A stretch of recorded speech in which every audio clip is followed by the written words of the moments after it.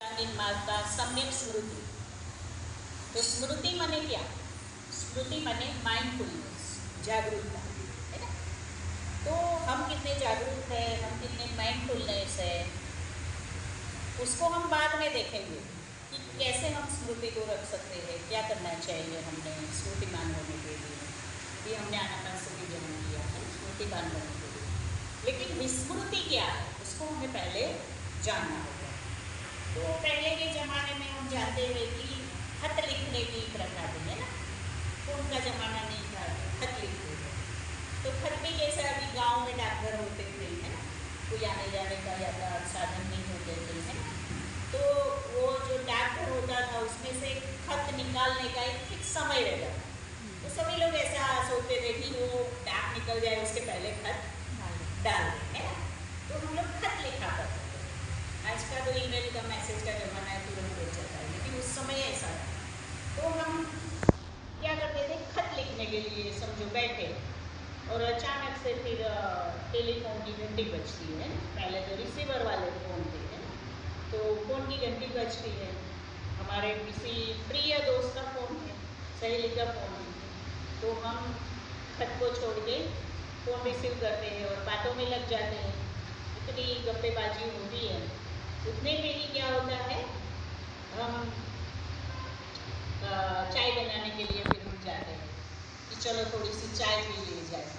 तो हम किचन में जाते हैं, चाय का पानी चढ़ाते हैं और चाय बनाने के लिए रखते हैं। और इतने चाय बनाते बनाते हमें पड़ोस के घर से मधुर संगीत की, बहुत ही बढ़िया पुराने गाने की आवाज़ आती है। तो हमें क्या लगता है बहुत दूर से आ रहा है, तो क्लीन नहीं आ रहा है, तो चलो मैं ही अपना रेडियो चलाऊँ, है ना। तो फिर हम रेडियो चलाते हैं और रेडियो पर वो गाना सुनते हैं, उसके बाद एक गाने सुनते जा रहे हैं, तो गानों के अंदर हम खो जाते हैं, है ना।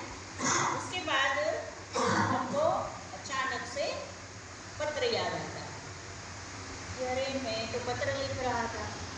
और पत्र याद आते ही हमें चाय भी याद आ जाती।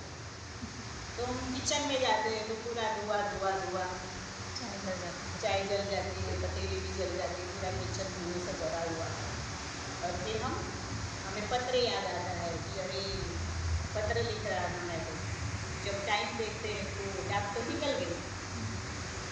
तो ये है विस्मृति का उदाहरण कि हमारा कोई भी काम जब हम विस्मृति में ये सब काम करते हैं, यहाँ पे वहाँ भाग दो, ऐसा क्यों होता है?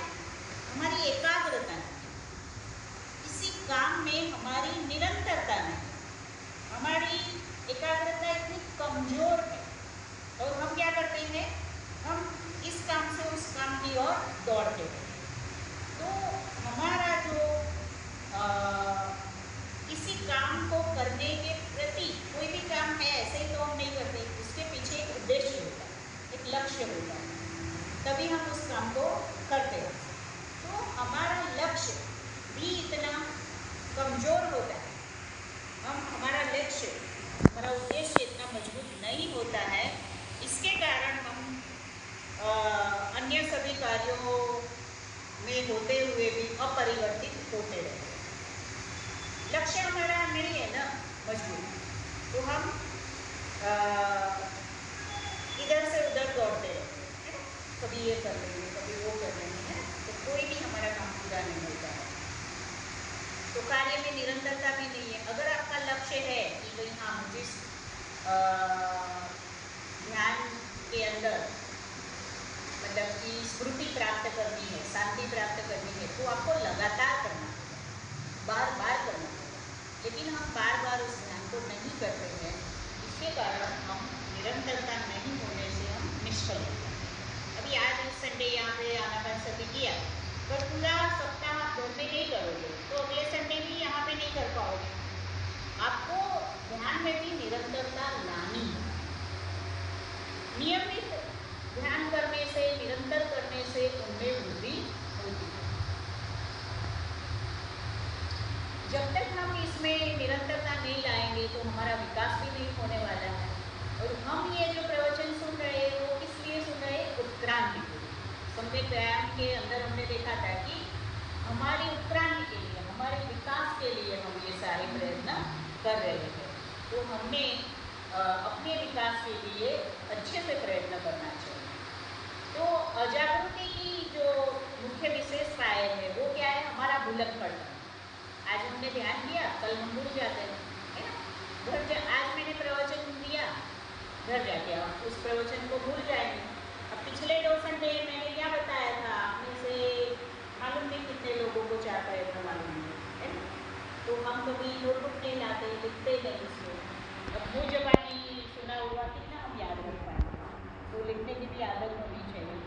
तो भुलक्कड़पन के कारण हम ये सब विस्मृति में जाते हैं। विचलित होना, बार बार विचलित होते रहते हैं।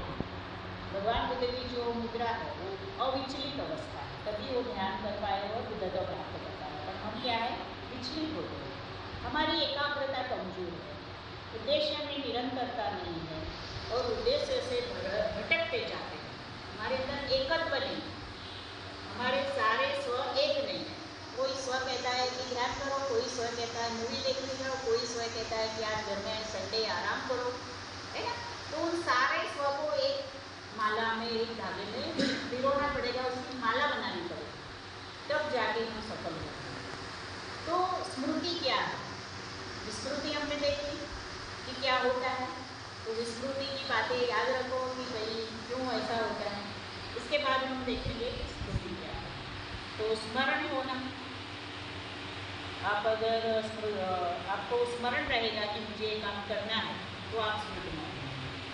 अविचलित होना,